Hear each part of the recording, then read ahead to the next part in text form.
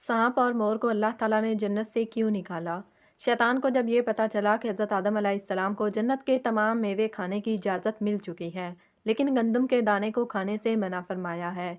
जन्नत में शैतान का दाखिला ममनू था। शैतान 300 साल तक इंतज़ार करता रहा कि कोई जन्नत से बाहर आए और उससे अपने मतलब की बात करूं। फिर मोर बिस्मिल्लाहिर्रहमानिर्रहीम अस्सलामु अलैकुम मोहतरम नाजरीन। हज़रत आदम अलैहिस्सलाम में अल्लाह ताला ने रूह भी नहीं फूंकी थी। तब से इब्लीस की इंसान से अदावत और दुश्मनी वाज़िया थी।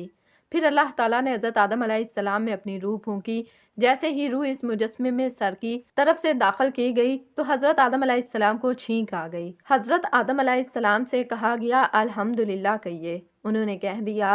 अल्लाह ताला की इस तारीफ़ के जवाब में अल्लाह ताला ने फरमाया कि तुझ पर तेरा रब रहम फरमाए।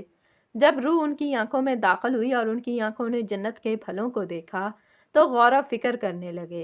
फिर रूह पेट में दाखिल हुई तो खाने की तलब हुई, यानी रूह अभी टांगों तक नहीं पहुंची थी और खाने की ख्वाहिश महसूस होने लगी। जब हज़रत आदम अलैहिस्सलाम में रूह फोंक दी गई तो अल्लाह ताला ने उनकी पुश्त मुबारक पर हाथ फेरा, जिससे क़यामत तक के आने वाले तमाम इंसान बाहर आ गए। हज़रत आदम अलैहिस्सलाम की तमाम औलाद उनके सामने ज़ाहिर हो गई। यह बात कुरान और अहदीस से भी वाज़िया है। फिर अल्लाह ने औलादे आदम से उन्हीं के बारे में इकरार लिया कि क्या मैं तुम्हारा रब नहीं? तो तमाम इंसानों ने जवाब दिया कि हम इकरार करते हैं कि तू ही हमारा रब है। अल्लाह ताला ने हज़रत आदम अलैहिस्सलाम में अपनी रूह फूंक कर फरिश्तों और जिन्नों से इंसान को सजदा करने का हुक्म दिया। इब्लीस के अलावा सब ने हज़रत आदम अलैहिस्सलाम को सजदा किया। अल्लाह ताला ने इब्लीस से पूछा कि तुझे किस चीज़ ने सजदे से रोक दिया? तो इसने जवाब दिया कि तूने मुझे आग से पैदा किया है और उसे मिट्टी से, गोया मैं इससे बेहतर हूँ। अल्लाह ताला ने उसकी सरकशी पर उसे सज़ा देते हुए फरमाया, इस जन्नत से उतर जा, तुझे कोई हक हासिल नहीं जन्नत में रहकर तू तकब्बुर करे। इब्लीस ने जवाब में कहा कि मुझे क़यामत तक मोहलत दे दीजिए, यानी कि इतनी लंबी उम्र दे दीजिए कि क़यामत तक मुझे मौत ना आए, जबकि तमाम इंसानों को दोबारा ज़िंदा किया जाएगा। अल्लाह ताला ने फरमाया कि तुझे एक दिन मुकर्रर वक्त तक मोहलत दी गई। फिर इब्लीस ने कहा कि मैं कसम खाता हूँ कि मैं इंसानों को गुमराही के लिए तेरे सीधे रास्ते पर बैठ जाऊंगा। फिर मैं उनके आगे से, पीछे से, दाएं से और बाएं से उनके पास आऊंगा और तू उन्हें शुक्रगुजार हरगिज़ नहीं पाएगा, सिवाय उनके जो तेरे मुखलिस बंदे होंगे और वो मेरे बहकावे में नहीं आएंगे। अल्लाह ने उसे जलीलो ख्वार करके वहाँ से निकाल दिया और फरमाया कि इनमें से जो शख्स भी तेरा हुक्म मानेगा, मैं ऐसे तमाम लोगों से जहन्नुम को भर दूंगा और मेरे बंदों पर तेरा कोई गलबा नहीं होगा। इस तरह ये वाज़िया हुआ कि सबसे पहला गुनाह तकब्बुर था। इसलिए उलमाए कराम के मुताबिक तमाम गुनाहों की जड़ तकब्बुर है। अल्लाह ने हज़रत आदम अलैहिस्सलाम को जाहिल नहीं बल्कि इल्म वाला पैदा किया था। जब अल्लाह ने हज़रत आदम अलैहिस्सलाम में मुकम्मल रूह डाल दी तो वो अपने पैरों पर खड़े हो गए। तो अल्लाह ने उन्हें हुक्म दिया कि जाओ फरिश्तों की जमात को अस्सलामु अलैकुम कहो।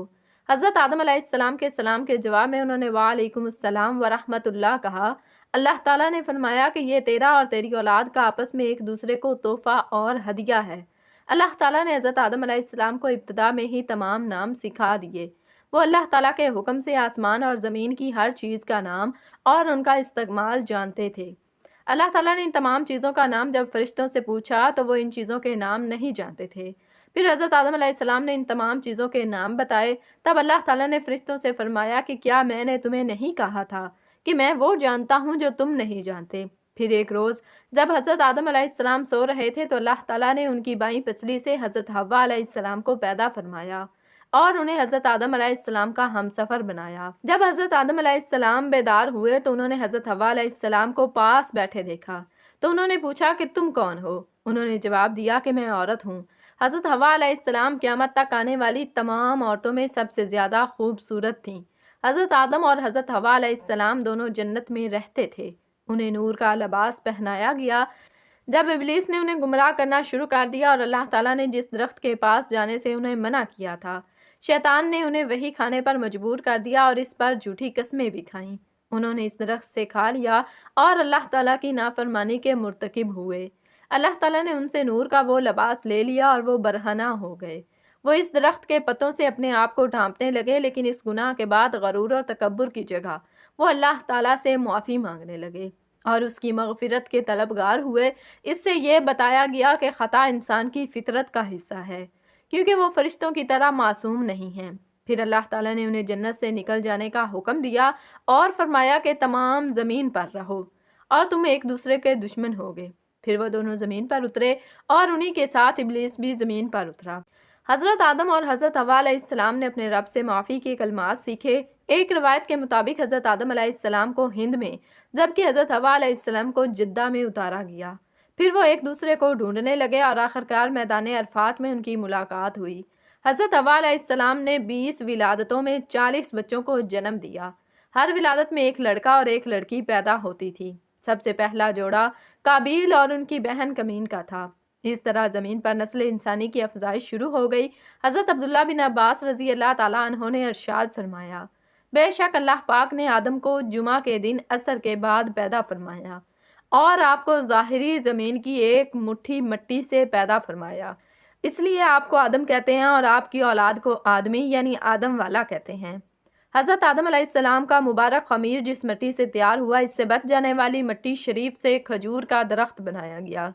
جیسا کہ حضرت مولا علی علیہ السلام بیان کرتے ہیں کہ حضور صلی اللہ علیہ وسلم نے فرمایا، کھجور کا احترام کرو کیونکہ یہ تمہارے والد حضرت آدم علیہ السلام کی بچی ہوئی مٹی سے پیدا کی گئی ہے۔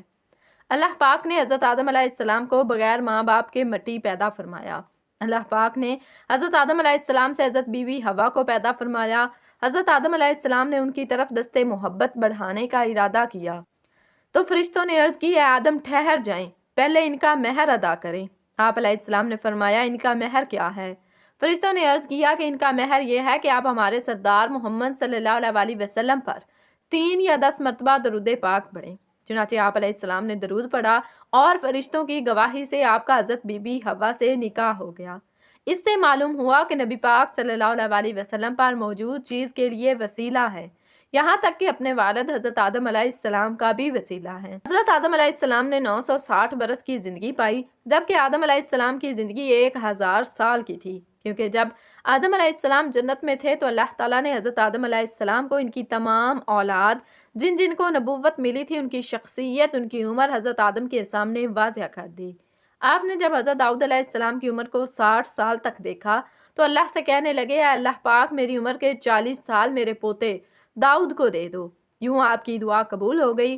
اللہ نے آدم علیہ السلام کو 2 فرزند عطا کیے، حابیل اور قابیل، لیکن شیطان کے وسوسوں کی وجہ سے جب قابیل کے ہاتھوں حابیل قتل ہوئے تو حضرت آدم علیہ السلام اندر سے ٹوٹ گئے اور بار بار اللہ کے دربار میں دعا مانگنے لگے۔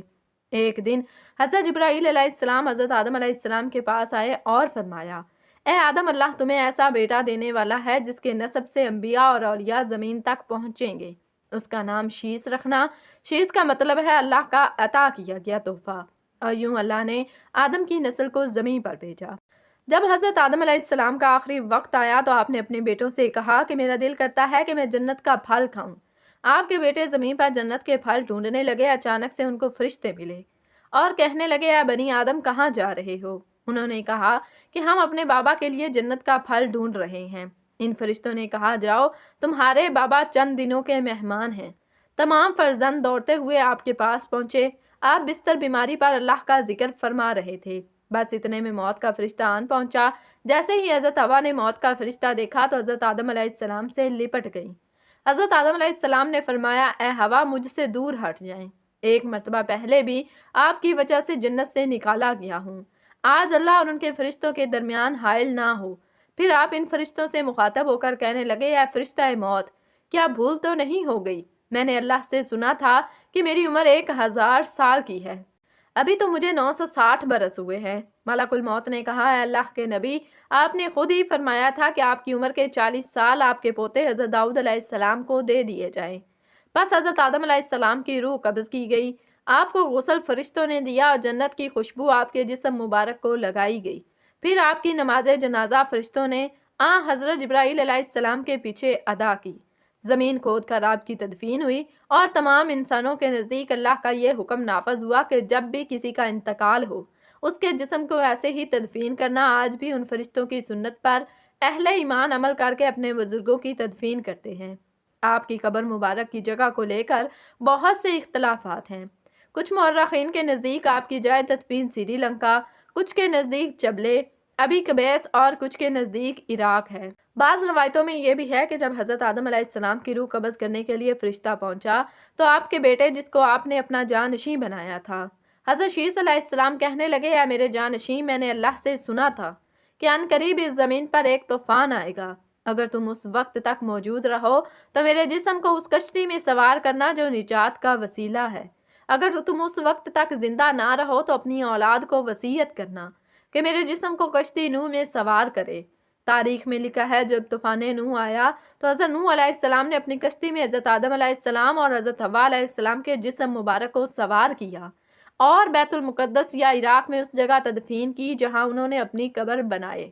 حضرت آدم علیہ السلام اور اماں حوا علیہ السلام اپنی تخلیق اور پیدائش کے بعد جنت میں خوش و خرم زندگی بسر کر رہے تھے۔ شیطان جنت اور عالم بالا سے نکالا جا چکا تھا، اس لیے شیطان کے دل میں حضرت آدم علیہ السلام کی دشمنی جاگزیں ہوئی اور آتش انتقام دل میں بھڑک اٹھی۔ شیطان کو جب یہ پتا چلا کہ حضرت آدم علیہ السلام کو جنت کے تمام میوے کھانے کی اجازت مل چکی ہے لیکن شجر ممنوعہ یعنی گندم کے دانے کو کھانے سے منع فرما دیا گیا، تو زمین سے عالم بالا کی طرف روانہ ہوا۔ جنت میں شیطان کا داخلہ ممنوع تھا لیکن 3 اسم اعظم یاد تھے جن کا ورد کرنے کی وجہ سے اس کو یہ طاقت حاصل ہو گئی تھی کہ وہ آسمان اول سے 7ویں آسمان تک پہنچ سکے۔ وہ جنت کے دروازے پر بنے ہوئے سوخ یا یاقوت کے 2 چبوتروں میں سے ایک پر بیٹھ گیا اور 300 سال تک انتظار کرتا رہا کہ کوئی جنت سے باہر آئے اور اس سے اپنے مطلب کی بات کرے۔ اچانک مور جنت سے باہر آ گیا، اس کو دیکھتے ہی شیطان خوش ہوا اور اس سے کہنے لگا، اے خوشنما پرند، تم کون ہو؟ مور نے جواب دیا، میں مور ہوں۔ مور نے کہا کہ تم اپنا تعارف کرواؤ۔ شیطان نے کہا کہ میں عالم کروبیہ کا ایک فرشتہ ہوں اور ایک لمحے کے لیے بھی اللہ کی یاد سے غافل نہیں ہوں۔ میں چاہتا ہوں کہ جنت کے اندر جاؤں اور وہاں کی نعمتوں کا اپنی آنکھوں سے مشاہدہ کروں۔ اگر تم مجھے جنت کے اندر لے چلو تو میں تمہیں 3 باتیں بتاؤں گا جس کے صلے میں تمہیں ابدی زندگی حاصل ہو جائے گی، تمہیں بڑھاپا اور بیماری بھی نہیں آئے گی اور تم ہمیشہ جنت میں رہو گے۔ لالچ میں آ کر مور نے کہا کہ مجھ میں تو اتنی طاقت نہیں کہ میں تمہیں جنت لے جاؤں، لیکن ایک سانپ میرا دوست ہے، وہ شاید تمہاری کوئی مدد کر سکے۔ یہ کہہ کر مور سانپ کے پاس آیا اور ماجرا سنایا۔ سانپ بھی شیطان کی گفتگو سے بہت خوش ہوا اور اسے اپنے منہ میں چھپا کر جنت میں داخل ہونے میں کامیاب ہو گیا اور شجرے ممنوعہ کے پاس پہنچا دیا۔ دوسری جانب جنت کے نگہبانوں کو فوراً یہ اطلاع مل گئی کہ شیطان جنت میں داخل ہو چکا ہے۔ جب نگہبان شیطان کو جنت سے نکالنے لگے تو حکم ربی ہوا کہ اسے ابھی جنت میں ہی رہنے دیں۔ شاید یہ بھی حضرت آدم علیہ السلام کا امتحان تھا یا حکمت خدا بندی تھی۔ جنت میں عارضی قیام کا جب حکم نامہ مل گیا تو شیطان حضرت آدم علیہ السلام اور حضرت حوا علیہ السلام کے پاس جا کر عقیدت و محبت کا اظہار کرنے لگا۔ یہ دونوں اس لائن کو پہچان نہ سکے کیونکہ ماضی کے مقابلے میں اس کی شکل تبدیل ہو چکی تھی۔ اس نے حضرت آدم علیہ السلام سے کہا کہ میں چاہتا ہوں کہ آپ ہمیشہ جنت میں اسی طرح خوش و خرم زندگی گزارتے رہیں۔ حضرت آدم علیہ السلام کی باتیں سن کر گہری سوچ میں ڈوب گئے۔ شیطان نے کہا کہ اگر آپ نے میری بات پر عمل کیا تو یقیناً آپ کو تا حیات جنت کی سہولتیں حاصل رہیں گی۔ یہ سن کر وہ حکم ربی سے شیطان کے بہکاوے میں آ گئے اور پوچھا کہ یہ کس طرح ممکن ہے۔ شیطان نے کہا کہ وہ گندم کا دانہ آپ دونوں چکھ لیں تو آپ کو ابدی حیات حاصل ہو جائے گی اور آپ جنت میں ہی رہیں گے۔ یہ بات سن کر حضرت آدم علیہ السلام کے دل میں رجحان پیدا ہوا لیکن ان کے دل میں اللہ کی نافرمانی کا خوف غالب آ گیا اور ان کے کہنے پر دونوں نے اس شجرے ممنوعہ کو چکھ لیا۔ اس سے دونوں بے لباس ہو گئے۔ ناظرین، کہانی تو بہت طویل ہے لیکن مختصر بات یہ کہ اللہ کے حکم پر فرشتوں نے حضرت آدم علیہ السلام کو کوہ سرندیپ یعنی سری لنکا کے قریب اور حضرت حوا علیہ السلام کو جدہ کی سرزمین پر جا اتارا۔ شیطان کو جنت سے حضرت آدم علیہ السلام کو سجدہ نہ کرنے پر نکالا گیا تھا۔ جنت میں ہر آسائش موجود تھی پر حضرت آدم علیہ السلام خوش تھے مگر تنہا رہتے تھے۔ پھر اللہ تعالیٰ نے ان کی تنہائی کو ختم کرنے کے لیے ان کی پسلیوں سے حضرت حوا کو پیدا فرمایا۔ دونوں ایک ساتھ رہتے تھے۔ اللہ تعالیٰ نے انہیں ایک خاص پھل کے قریب جانے سے منع کیا اور کہا کہ اگر تم نے اسے کھا لیا تو ظالموں میں شمار ہو جاؤ گے۔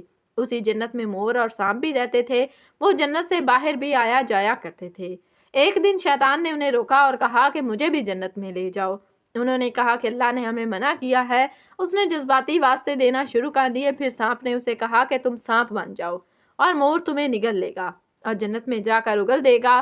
سانپ جب جنت میں گیا تو اس کے منہ سے بہت خوبصورت خوشبو آتی تھی اور اس کے پاؤں بھی ہوتے تھے اور مور جیسے اب ہے اس سے بھی زیادہ خوبصورت تھا۔ اس کے پاؤں نہایت ہی دلکش تھے۔ مور نے جنت جا کے سانپ کو اگل دیا۔ شیطان جنت میں حضرت آدم علیہ السلام اور حضرت حوا علیہ السلام سے ملا، انہیں اس پھل کے بارے میں بہکانے لگا۔ حضرت آدم نے انہیں کہا کہ ہمیں اللہ نے منع فرمایا ہے۔ حضرت آدم علیہ السلام سو رہے تھے۔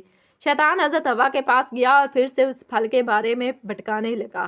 حضرت حوا علیہ السلام بالآخر اس درخت کی طرف چلی گئیں اور وہ پھل کھا لیا۔ جب حضرت آدم علیہ السلام اٹھے تو اصرار کر کے انہیں بھی کھلایا۔ ان کے جسم سے جنت کا لباس غائب ہو گیا۔ تب انہیں بہت شرمندگی ہوئی اور اللہ سے رو رو کر معافی طلب کی۔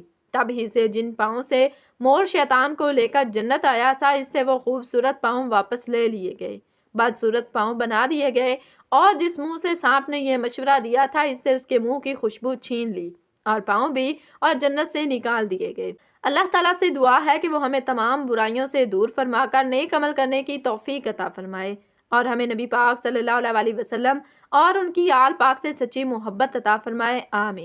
ناظرین، کمنٹ باکس میں اللہ تعالیٰ کے 99 ناموں میں سے ایک نام ضرور ٹائپ کیجیے گا۔ اللہ آپ سب کا حامی و ناصر۔ جزاکم اللہ خیرا کثیرا۔